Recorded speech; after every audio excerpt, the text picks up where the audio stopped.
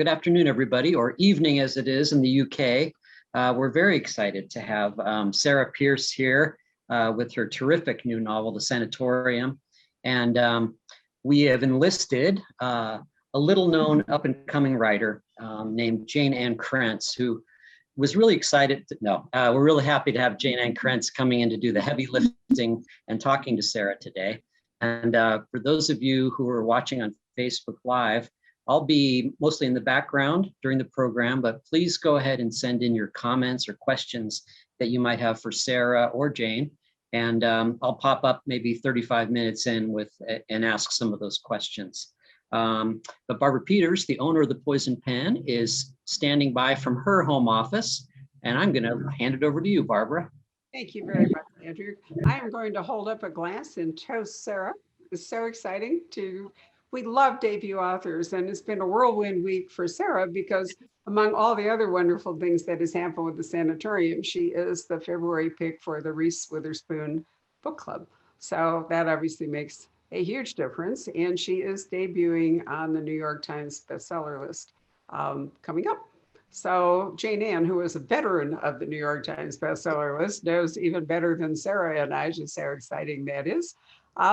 Jayne was with us in January, and I'm pleased to say we have already booked her for the Saturday of Mother's Day weekend, the date of which, is it the 8th, Jayne? I think so, yeah. I think it's the 8th. So Jayne is going to celebrate Mother's Day weekend with us as she has for several years. But fortunately, in the meantime, she was intrigued with the Sanatorium when I talked to her about it. So she's going to be talking to Sarah. So over to you, Jayne. Well, I am thrilled to be here. I really am excited. I don't get out much, this is a big deal.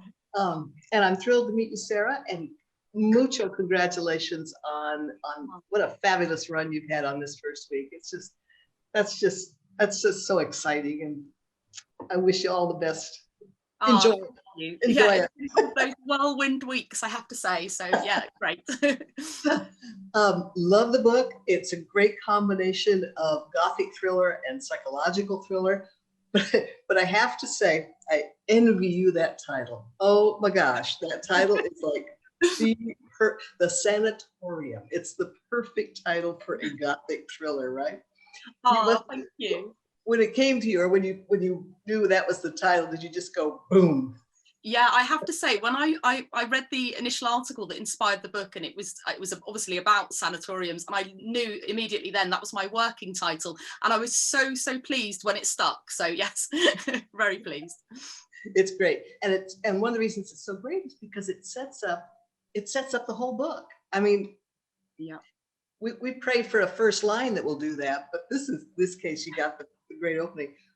So it is a gothic thriller, and I want to assure everybody who knows, and that's a big thing right now. People love this new resurgence of gothic thrillers that we're seeing lately.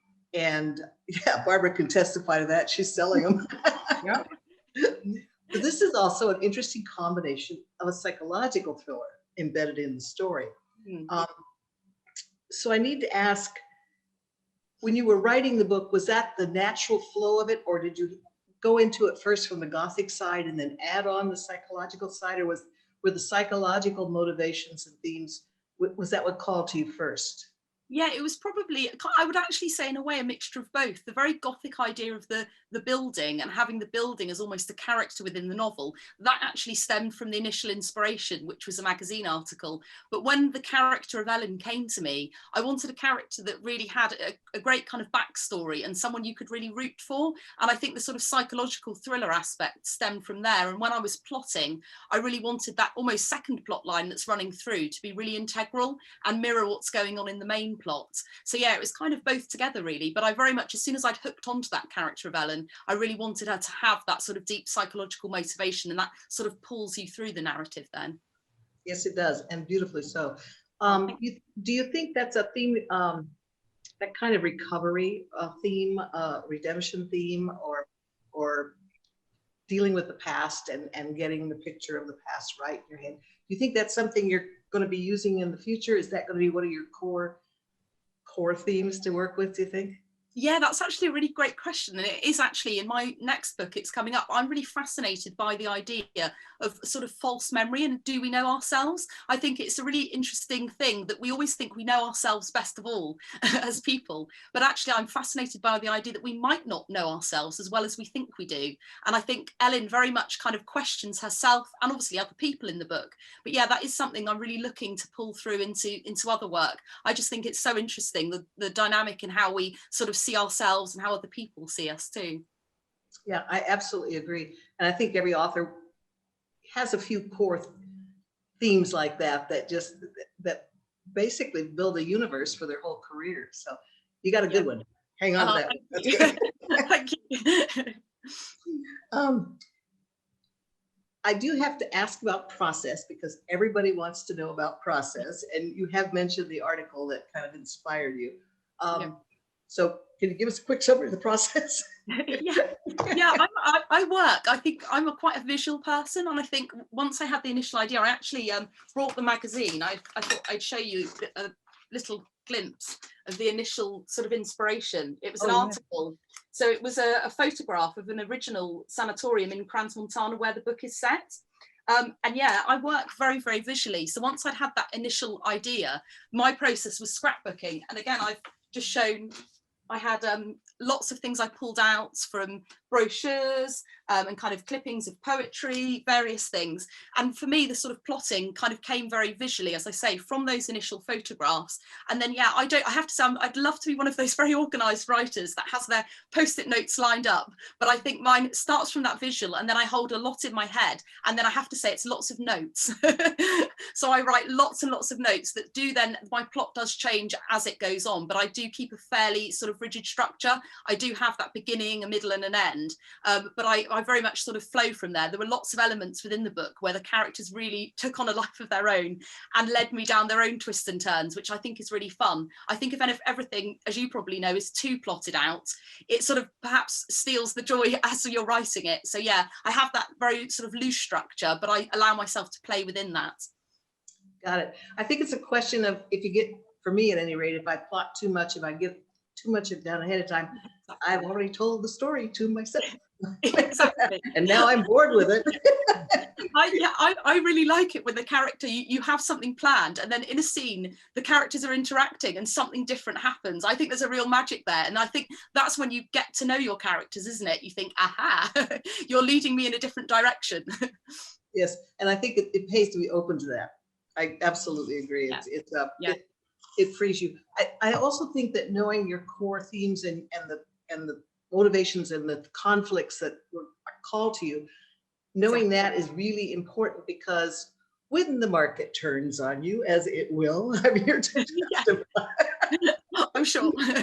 You don't feel trapped in a particular genre. You've got a story that is universal. So definitely.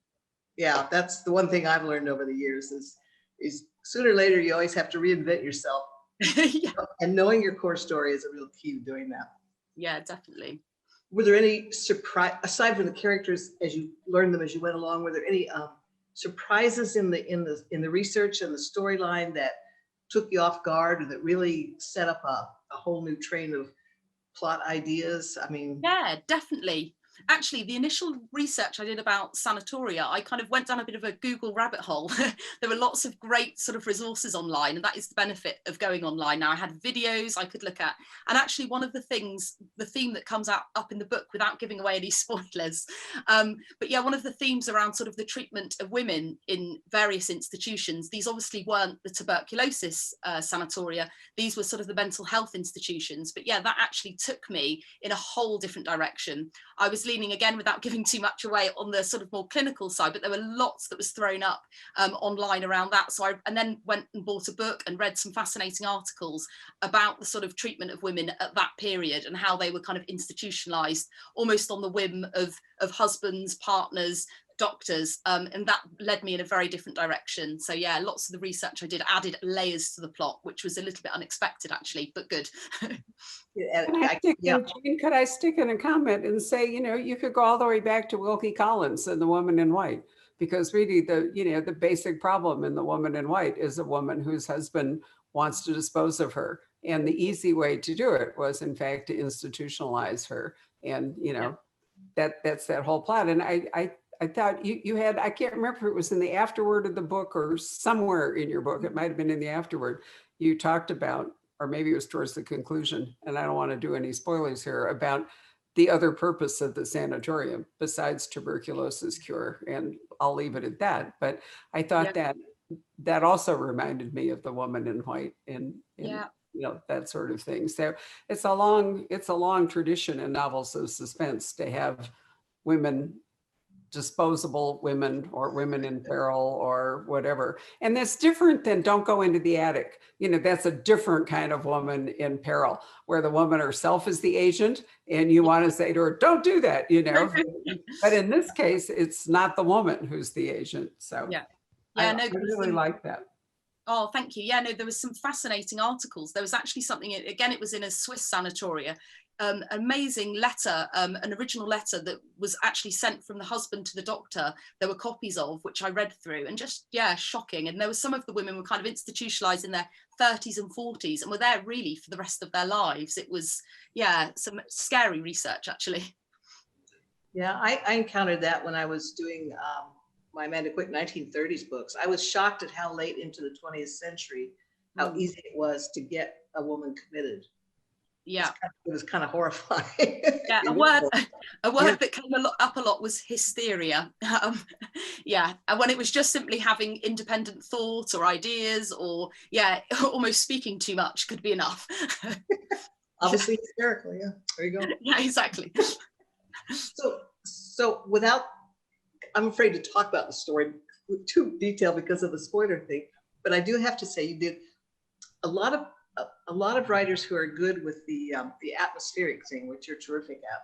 Oh. The atmospheric setting, but not all of us who could do atmosphere could also do action. And there's a not a surprising amount, but there's a lot of action in the book, and a lot of dangerous action in the book. And you seem you are blessed with a talent for both. So oh, thank you. I envy you that too. But well, I just briefly, everybody out there, pretend this is not a spoiler, but there's a great scene with the elevators. The closing. I know just what you mean. Yeah, that's the kind of thing I don't do well. So I thank you. You have my admiration on that. Okay, so talk to us about the book. We kind of know your inspiration. This is your first book, right? You've been doing short stories, is that? That's right. I'd been writing a lot of short fiction. I'd written kind of for women's magazines and then sort of entered for prizes. And it was, to be honest, what gave me the confidence to start something longer. I'd really, really enjoyed the form. But once I'd found the idea for the book, I kind of felt compelled, but they are a totally different medium. So it was a real challenge. I think I've sort of mastered the art. I could never say mastered the art fully, because I think with short stories, you're constantly learning. But I think I'd got to a point where I thought I could feel confident to do something longer, but it was a learning curve, very much so. What was the biggest, I mean, there are obvious physical differences between a short story and a novel, but when you actually sat down to write it, what was it you had to kind of learn on the fly, so to speak? What was it about the pacing? How did you do? The pacing, that's actually a really good point. I think in a short story, you can, in a way, you're capturing a snapshot of something. So it's kind of an emotion or a theme. So you're not having to worry about the pacing in the same way. But with a book, for me, it was really very much a learning curve of almost I had to go back to, as a reader, what do I enjoy reading? And when do I like things to happen? And I did look quite critically through sort of various books that I liked and what I kind of, and again, I found myself drawn to books with slightly shorter chapters. And I don't know whether it's a waning attention span in the digital world, but it's something I really wanted to feel it was quite fast moving. And that for me was the biggest challenge, making sure the book was paced well. And I have to say, even after my first draft at the beginning, there were bits, both of my editors in the UK and the US, we sort of worked on that beginning section, because I think you want people to be pulled in quite quickly, but to also maintain that pacing. But that was a huge challenge, to just over a whole book, how to keep that flowing. And I very much sort of played around with things, moved things about in that first draft.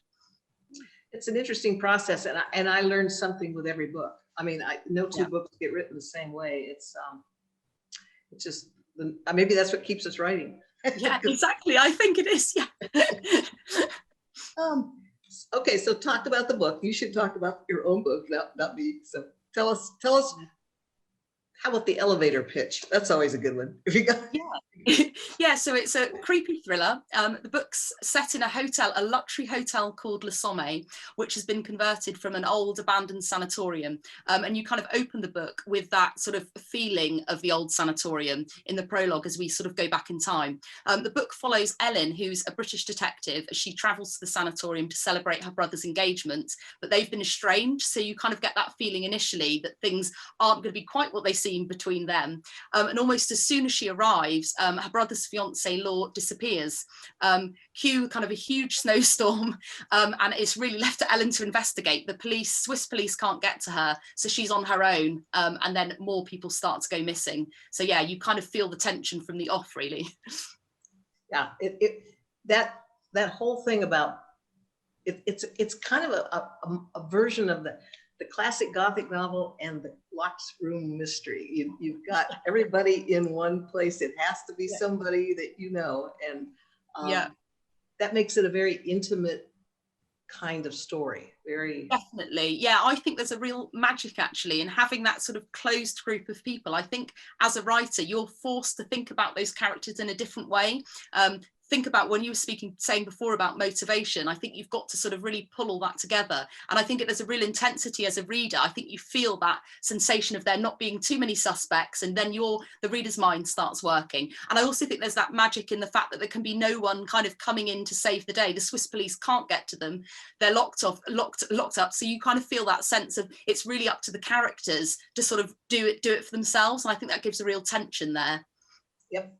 I agree. It's a great story. It's got a long tradition, and I think you and other writers of your generation are reinventing it. Well, Barbara can speak to that. You're the one. Well, Jayne, it's really the country house murder. It's the classic Agatha Christie setup of the country house murder, where they're all, in some estate up in Northumberland or something, and the blizzard arrives and there are no footprints. So nobody's gone in, nobody's gone out. Fortuitously, there's a detective on the scene, and there's an old man, rewriting his will while all his relatives are going or whatever. But you know what I've loved? I've been reading crime fiction now for like 70 years.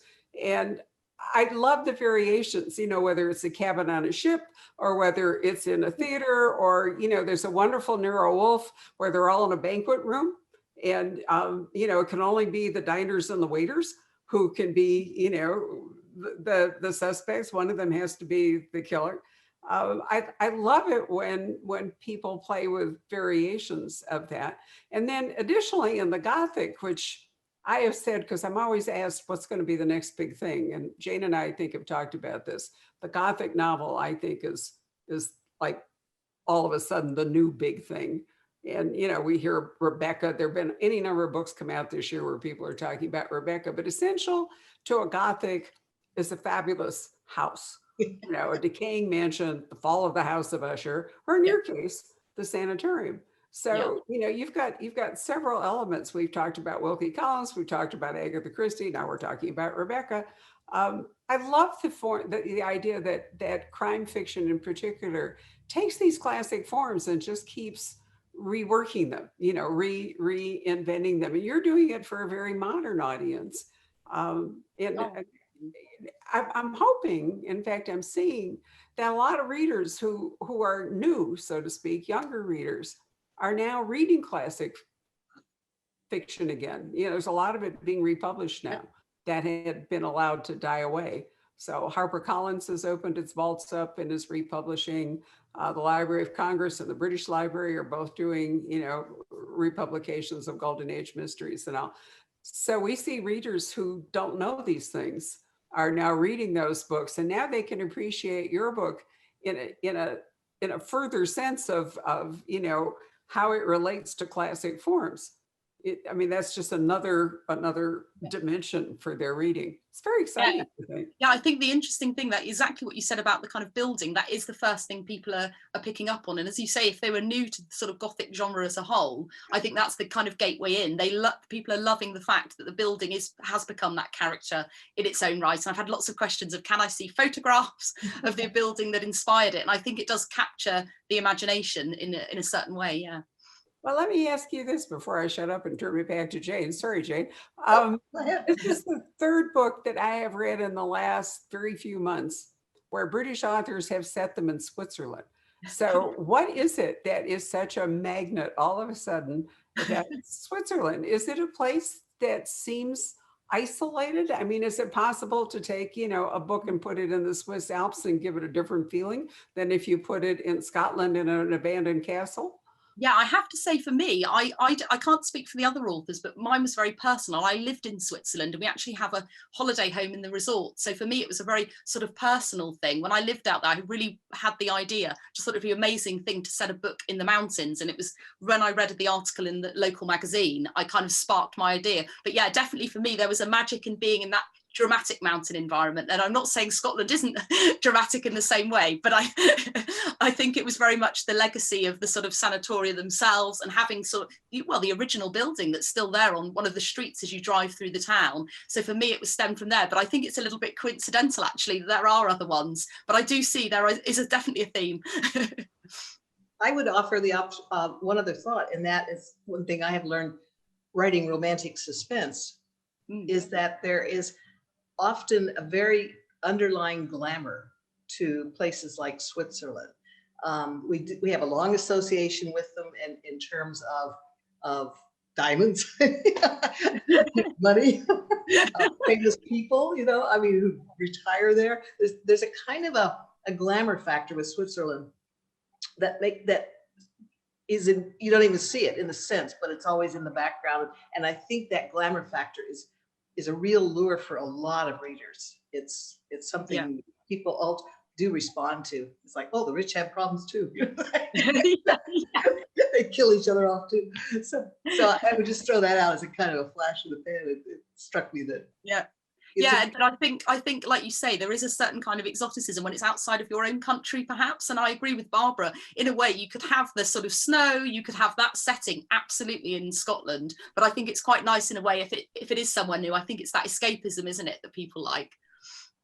But you got a problem here, which I will point out to you, which I because you may not see this coming. You have used like an ideal setting. What are you going to do next? You can't go back to the sanatorium. I'm not. Luckily, Ellen does escape the snow in the next book. I think it would be too much for her. When we see her leaving, I think there's a sense of relief. She may return at some point, but she's heading somewhere warmer. That's all I'm going to say. So there is another Ellen coming, another Ellen story. Yeah, there is. Yeah. But yeah, definitely not the snow. I think she's put her snow boots away for a while. Well, so how will you recreate that? I mean, just asking for a friend. Very much. Yeah, go on. No, go on. Well, I know a lot of authors have gone to small town community settings because that gives them a world they can return to with different problems around the community and everything. Finding another version of the Sanatorium is going to be really, I mean, you kind of set yourself up here as a writer of Gothic psychological suspense. Yeah. So what do you do? Well, I've actually already drafted my first draft of this one, so I have the idea in mind. But I think very much I'm always fascinated by the idea of linking things without giving too much away to the past. And I have a kind of totem of the past in this one that sort of the book's centered around. So hopefully I've got something that's as engaging. But yeah, it's very hard to recreate the Sanatorium, so I'm doing something a bit different. Well, I know you pull it off. So. Thank you. So was this book published? Barbara probably knows the answer to this. Were the books in the UK came out at the same time as the book here in the US? Yeah, no, actually. So the ebook and the audiobook came out a couple of days later, and then the hardback's not out until next Thursday. So the US did it first. Oh, okay. All right. Yeah. Very close together, Jayne. So there's not a gap. Sometimes there are months between the UK and the US edition, but in this one, not. Yeah, Another- I hadn't realised that before, actually. I hadn't realised there could be those gaps between them, but yeah, so close. Yeah, in the old days, what used to be almost a year, right, Barbara, before? It could be, you know, it just depends. There's increasing with globalization coming to publishing as well as it has to so many things. There's increasing pressure to do simultaneous publication dates, not just in the UK and the US, but if there are rights sold in other countries as well, to try to get it all together. I mean, one of the reasons is Amazon, because it's so difficult to police Amazon that if you don't have simultaneous publication dates, then different countries can be disadvantaged depending on, you know, whether they lag behind. I mean, Ian Rankin and I have been through this forever because there's like a 5-month gap between his UK publication and his US publication. And ironically, this year they finally synced it and he couldn't do anything. It was like heartbreak, you know. So I do see, I know that Sarah's book moved up in time to early February from later February because of the Reese Witherspoon book club pick. So that's another thing that the pandemic and other factors have made it more fluid. So sometimes, you know, I will have a calendar, because you know what our calendar is like, it's ludicrous, right? But I'll have everything all mapped out so that, and then all of a sudden, in Sarah's case, luckily, everybody, we could work it out. But sometimes they change the date and it's already, you know, taken up, and then what do you do? So I find that this whole year has been, I hate the word pivot. It's my new least favorite word. I absolutely hate this word, but you are forced to constantly pivot for a whole lot of reasons as the situation gets more fluid. And I find myself writing much more frequent, because I write to, you know, we have a worldwide customer base. I mean, you know, very few of our customers actually even live in Arizona. So I write to them all the time. My husband just told me I wrote over 500,000 words last year, you know, to sell books. And I find I have to now write little short ones, because if I write for like a whole month, it all goes pear-shaped. You know, the second half of the month, everything changes. And so the thing is outdated literally within a week sometimes. So that's a whole different environment. You know, a lot of interesting stuff. But Sarah, I'm really interested to hear you say that Ellen is going to be in your next book, because I wasn't entirely clear that this wasn't a standalone, but then the fact that you made her an actual working London or English cop made me wonder if you were going to continue it. So you've now answered that question. Yeah, I very much had in mind that she'd continue. I think I wanted to sort of start off with in this book, you're showing her at kind of quite a vulnerable point.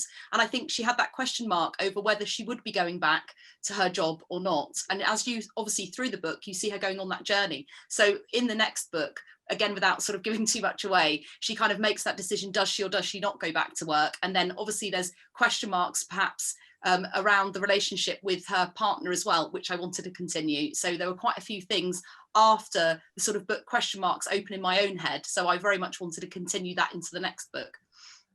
I think people love series.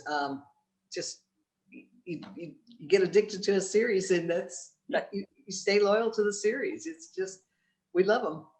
But Jayne, why do you write two different names and two different kinds of books?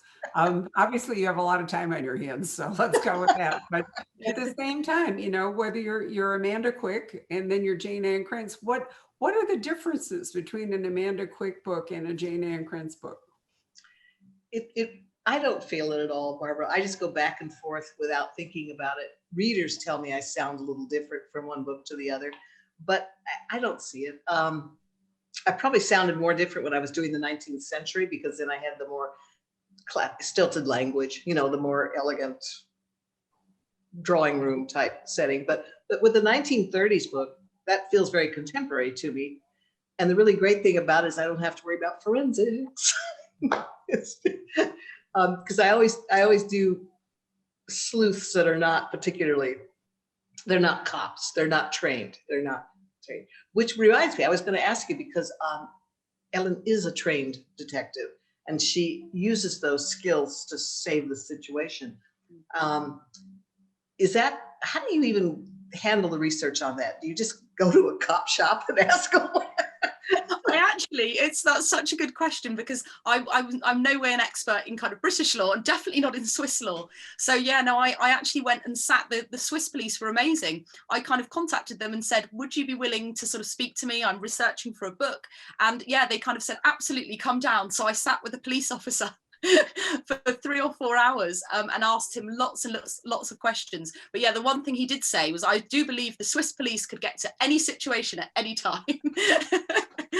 So I said, I'll have to play with that in the book. But no, he was very, very helpful. He said, yeah, absolutely. If there was a British detective and this situation did happen, this is what you would do. You would contact us. We would advise you. But yeah, no, they were very kind. So I just asked, I think, hundreds of questions and then followed up on email. But yeah, I didn't have that information. So they were super helpful. Oh, great. Great. I wondered about that, because in a sense you had a lot of research involved in this book. It wasn't just, that the whole sanatorium and the scary things that they used. I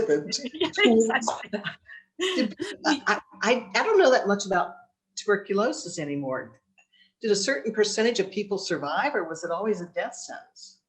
Yeah, I think it depended, actually. I have to say, I haven't got any numbers on how many people sort of survived versus lived. But yeah, I think a lot of people did pass away, unfortunately. They could actually spend years within the sanatoriums. And some of my research, actually, it was quite scary. A lot of children were affected. And I've got images of children sort of lined up outside. They believed the UV light would actually be beneficial. So they would have them out in the snow, kind of in their underwear, catching the rays. But yeah, it was a scary thing. I think, to be honest, it was only when antibiotics was it no longer that sort of death sentence. So yeah.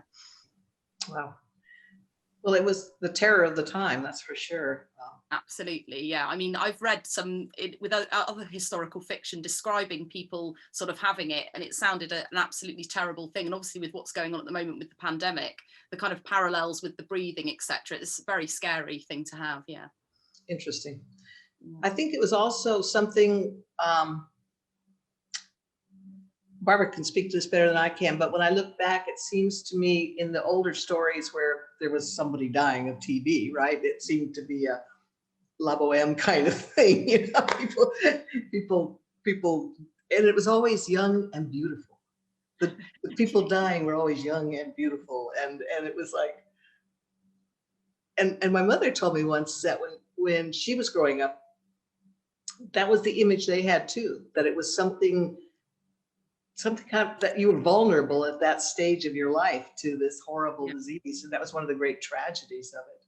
It's kind of Do you think, do you see the length of the novel as your natural pace now that you've been through it? Do you think that's kind of how it's going to be when you write the next book?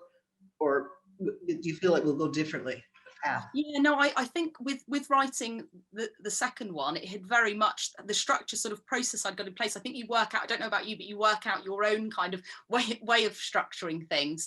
And I have done it slightly differently. In the second book, I'm working from sort of another point of view as well as Ellen. But yeah, I very much kind of enjoy writing the fast pace. And I think with the plot and the sort of twists and turns, that's what I like to read. And that's something I've definitely put into the next book as well. So I am sticking with that quite a fast pace throughout. Yeah.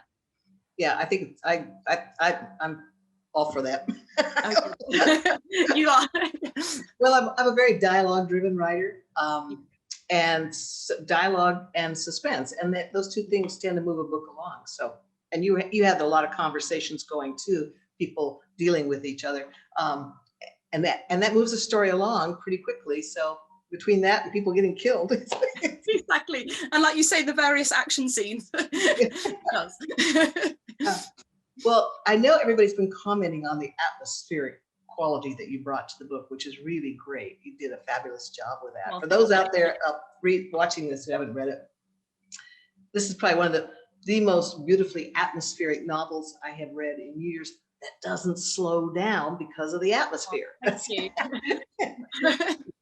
It works, and I think it works because you made it a character, just like you made the building a character.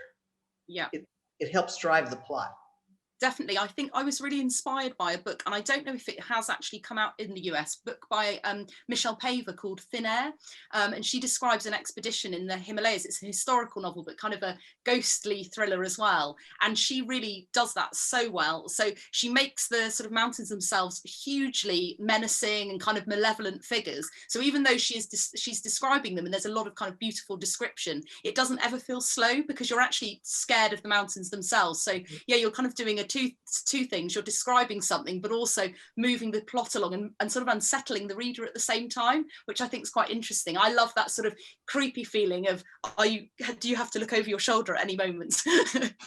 Well, it started in again, without giving plot away, but just that drive up to the sanatorium would set the pace for that. You know, I mean, that was a scary drive.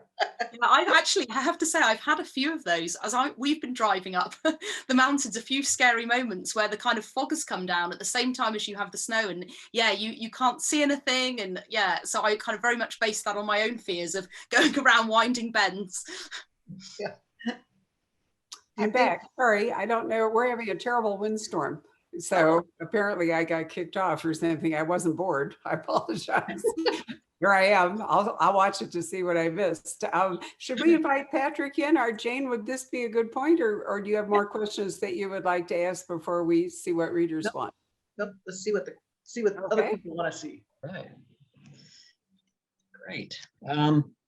Yeah, I have a lot of people watching. It seems like all over the world too, which is really exciting. Lots of congratulations for you, Sarah. That's really nice. Thank you. So Melinda asks, she says, you mentioned that you went back to some of your favorite books to look for a cadence that you wanted to mimic. What were some of these favorites? Yeah, one of the books actually that I really have just drawn on, and probably in all of my writing that I just, is a book called The Little Stranger by Sarah Waters.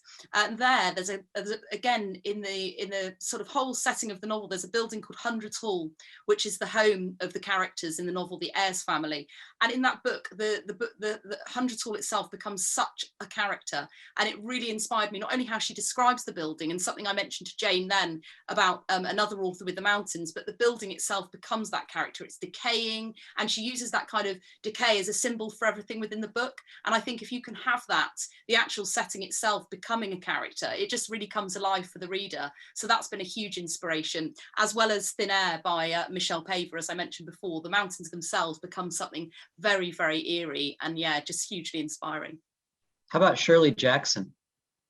Yeah, I haven't read any Shirley Jackson actually, so I can't say that's an inspiration. Oh, she'd be right up your alley, I think. Oh, good.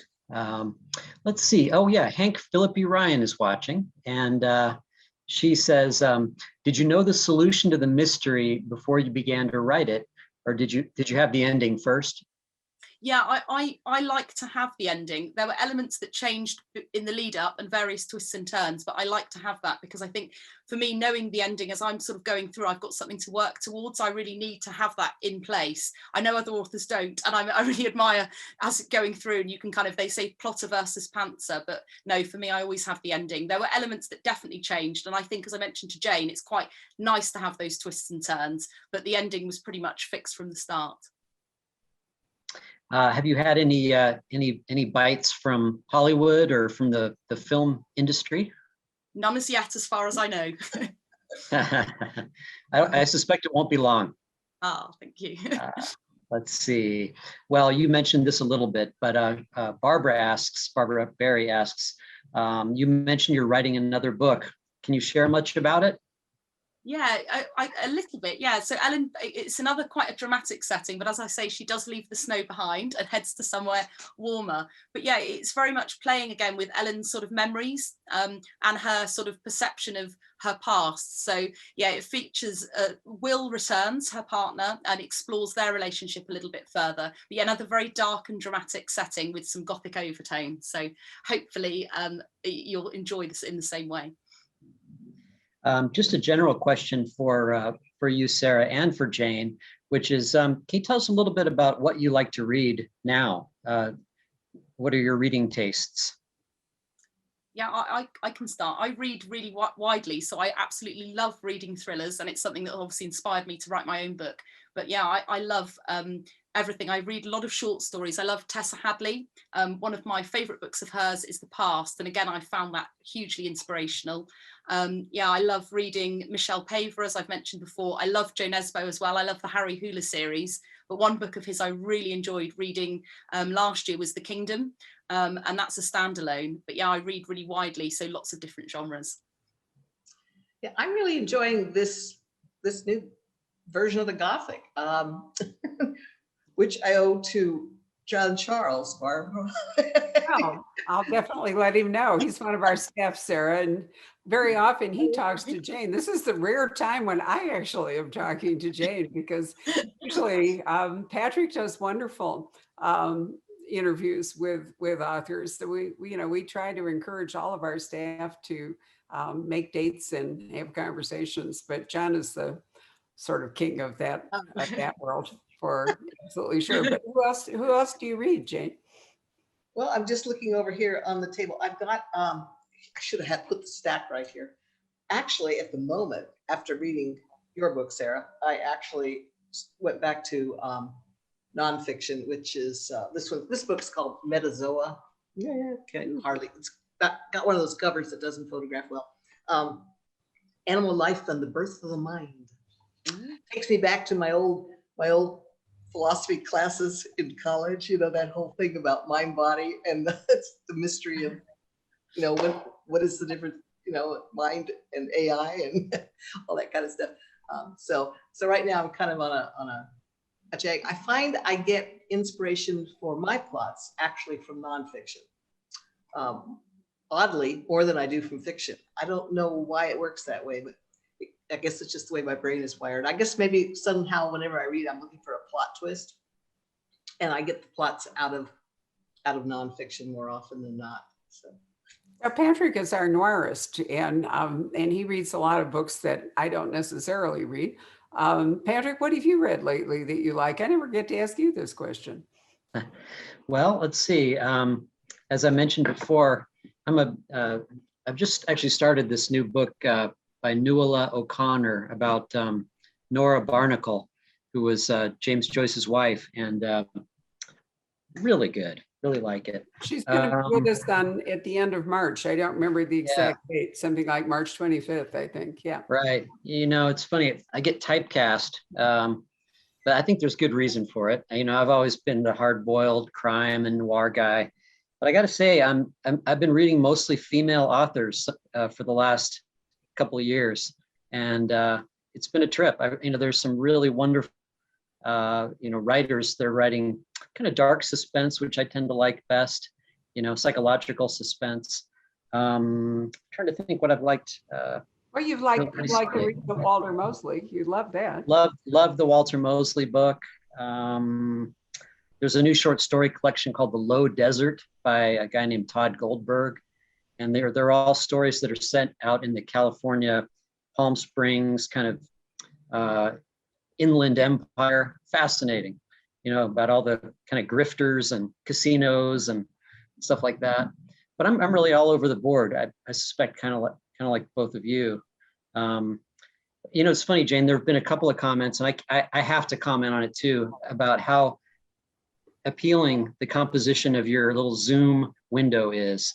The artwork behind you and the color, the whole ensemble is just great. Really, you almost look like a painting. It's like a Miro or something. Yeah. Welcome to my living room. I love it. I've had to reveal, I was glad to reveal myself today. I actually am a big fan, because I'm an historian by training. I'm a huge fan of biography. I love biography. And I like books that, are fictional takes on biographies. I sometimes think that authors have more insights than biographers do, writers of fiction, into people's lives. But I'm also a great romance reader. And since, we've all been dazzled with Bridgerton, I'm going to make another pitch for Loretta Chase, who I think is the best of the Regency romance writers, hands down. Miss Wonderful, Mr. Impossible, and Lord Perfect. Sex, witticism, great history. Where else can you read about, the canals being developed in England and other great stuff? We're a very eclectic staff. at the Poison. Actually, I do have a quick question for Sarah. Did you get a telephone call from Reese? No, it wasn't from Reese. It was actually, the news was broken by my editor. So I was having a very relaxed evening, just had dinner with the family, and yeah, I had an email from my editor saying, can you hop on a call? So with her, and she broke the news. But yeah, it was a very excited phone call nonetheless. It was It's funny because I was talking in England. Excuse me, Patrick. Is That's it a big thing in England? I know it is here in the States, but does it translate? Yeah, I think I have to say I can't answer for sort of the wider reading population. For me and kind of any sort of author friends I've spoken to, it is big because I followed her a lot on Instagram and I've followed a lot of the pics. So for me, it was I was well aware of it and had followed, but I don't know for the sort of wider audience. But yeah, I think a lot of people know her as an actress. So yeah, I think that but as a wider thing, it's probably not as big as in the US. I asked that because I'm not sure that the Richard and Judy pick translates to the US with the power that it has in the UK. Okay, that's interesting. Yeah. Right. Yeah, I was just going to mention that when I was talking with Denise Mina last summer, you know, she was just telling me a great anecdote about how she got a telephone call from Reese Witherspoon, and just how, you know, I asked, was she nice? And she said, yeah, she was absolutely charming. And but she said, you know, it could have been anyone with an American accent that called, and it was great. It should really be a Zoom call, right? And then you can be absolutely sure what you're getting. I love it. That was great. You know, that, I mean, she has exquisite taste, you know, which congratulations on that. That's really wonderful. Oh, thank you. Yeah. I do think this modern Gothic or what psychological thriller that we're talking about, I do think its impact, its pull is the intimacy of the story. That the stakes are very high because it's not just some stranger who's going to get killed. It's going to be somebody who impacts your life in some way, one way or another, and that makes the murder very, very. It makes it intimate. You know, it's like, oh, you know, this is going to really reach home. And I think a lot of readers respond to that, especially in a world that's gone global. That's just, everything is vast, everything is out there. And the intimacy of a close suspense story, I think just has a lot of psychological appeal for us right now. And it's a spin away from what we had a long run of kind of superhero secret agents, you know, the fighting terrorists and going across the world to, you know, do battle and stuff like that. And this is the intimate story that is really at the heart of most fiction. Do you think that? I was just going to ask both of you. Do you think that, you know, that these different sort of trends in fiction, not just, but the times that we're in, sort of, there's something in the air that people are responding to? You know, for instance, you were mentioning the return of interest to the classical, traditional British mystery, the locked room mystery, and there's something out there that people naturally respond to about it right now. Now, Barbara, we've talked about that quite a bit.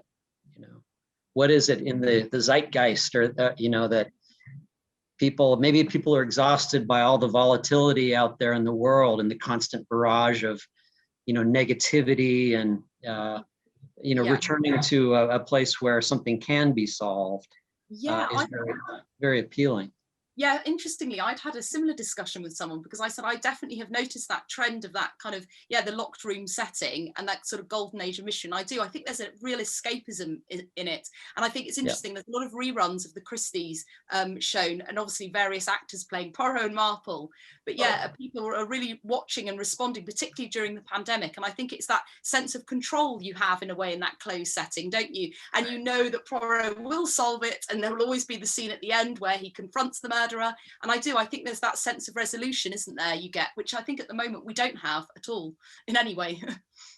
Well, to write a political thriller at the moment, you can't possibly top reality. So, you know, that makes a little, but, you know, here's another thing that I have noticed in me, which is that I'm really not a giant fan of the trust no one. I'm worn out with it. It's been going on since 2012. And so, and it's very heavy from Britain. there's just a ream of people writing that sort of book. So I have found that I've responded to police procedurals. Ann Cleves wrote an absolutely brilliant one for Vera Stanhope last September. I just thought it was fabulous. Val McDermott wrote a brilliant one. I think it was, what was it, Patrick, September or October, in which she has Police Scotland, and then the Police Scotland has to cooperate with the British police and then Ireland, and then they have to cooperate with Ireland. But I love an investigation because, you know, it's achievable. You know, you start out with a problem and you work your way meticulously, whatever, you know, towards it. And we've been watching a lot in the evening of television just for a little break, you know, streaming TV. And I wanted to tell you, Sarah, and Jayne, you might enjoy it too. There's a series called Scott and Bailey, which you may be familiar with, which is set in Manchester. And it's a British police procedural, but we watched it again last night. And there is an episode where a serial killer in prison in Cambridge has been there for 13 years. And there was some question about his conviction. And now a woman is murdered in what appears to be a similar way. And the question, of course, is, you know, is it a copycat killing? Is this some kind of a scam that the guy in Cambridge has worked out, or was the guy in Cambridge innocent all along? But what's fabulous is that the two women from Manchester have to go to Cambridge to interview him and then go down to Bristol and liaise with the Bristol Avon police.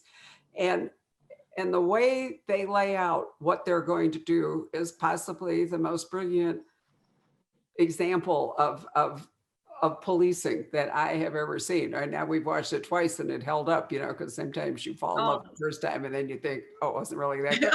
Actually, it was even better. So if you're interested in, you know, what Ellen can do, you might, it's the second season, I think. Just look for the serial killer one, the guy that, you know, starts out in Cambridge and goes to Britain. I have never seen anybody, a woman, it's women too. So this woman, detective chief constable, no, detective chief superintendent, whatever she is. Anyway, she lays out how they're going to pursue this investigation. And it's just awesome. But what you know is it was the writer of the show, because she's not an actual policewoman, right? So it's the writer for this show that has done this fantastic job and has clearly interviewed police or read policemen or something and knows exactly how it is supposed to work.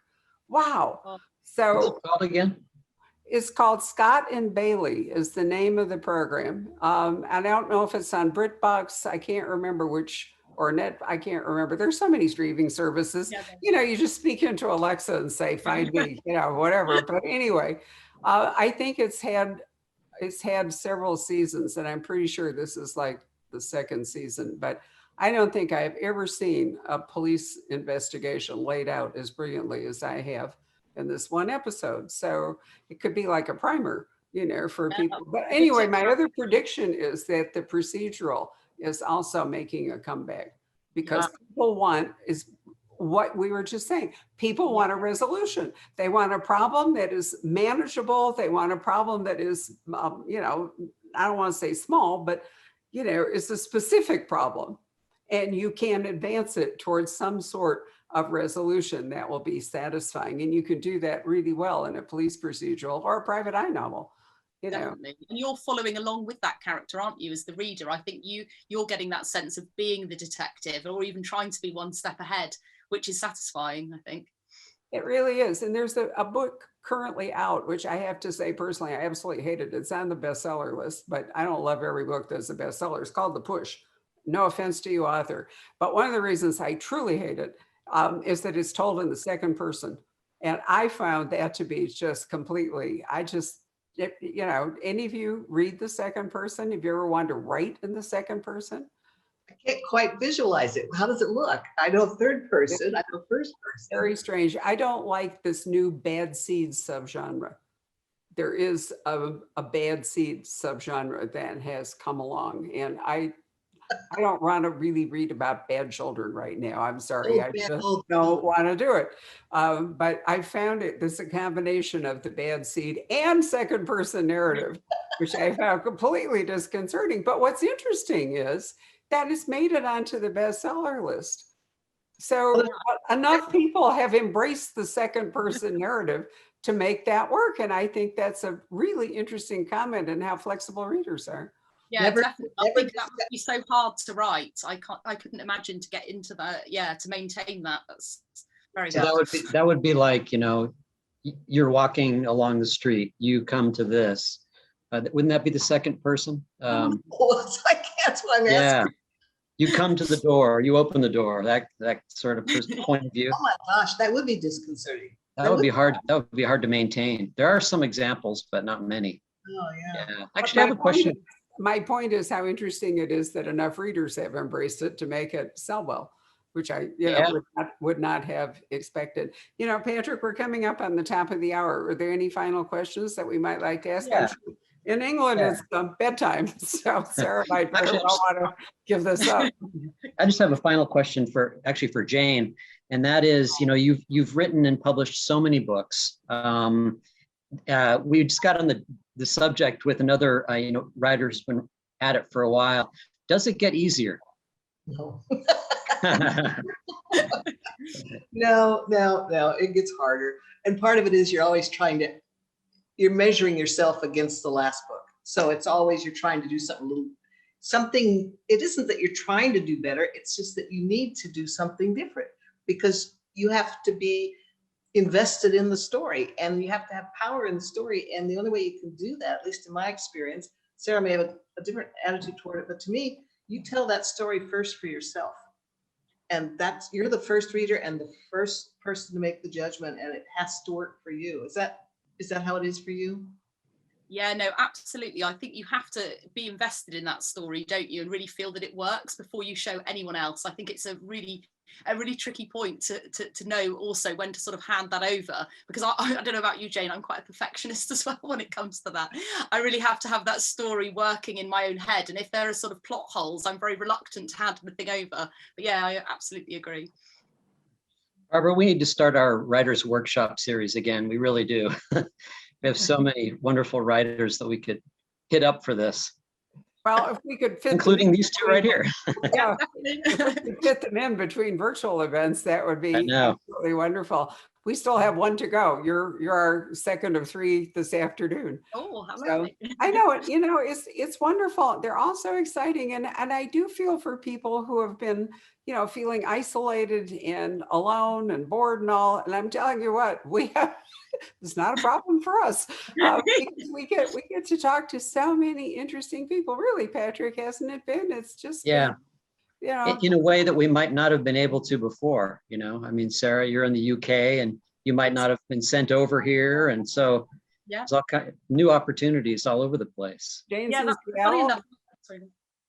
Yeah, no, I was just saying, in terms of connection with readers, it's interesting you were saying, obviously not coming over to the US, but I've had so many nice sort of reader interactions with people sharing photographs of their books on Instagram, and this is where I'm reading, and all of that with the internet you wouldn't have had before. So as you say, during the pandemic, it's amazing to be able to connect with people in that way.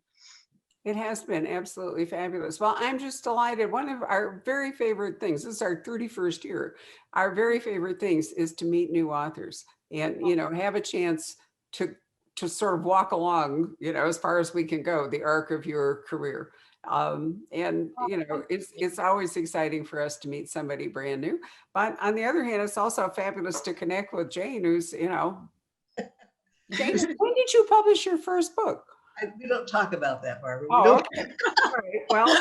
Well, come on. I've admitted to being 80 right here, so you know you don't get to hide like that, for heaven's sake. But it really is exciting. Patrick has been doing this with me for most of the 31 years, and you know, think of all the new authors. I mean, brand new authors that we have met, you know, with their first books, and then walked along ever since. So we feel very privileged, Sarah, that we got to do this with you. So thank you for spending part of today with us. Oh, and thank you so much for having me. It's been a pleasure. You've been great. Jayne, thank you so much for additional time. I will see you again soon. And for all of you who've been watching, let me wish you all a happy Valentine's Day. And if you haven't yet bought a copy of the Sanatorium, do so, because it's really wonderful. Right. All right. Bye, everybody.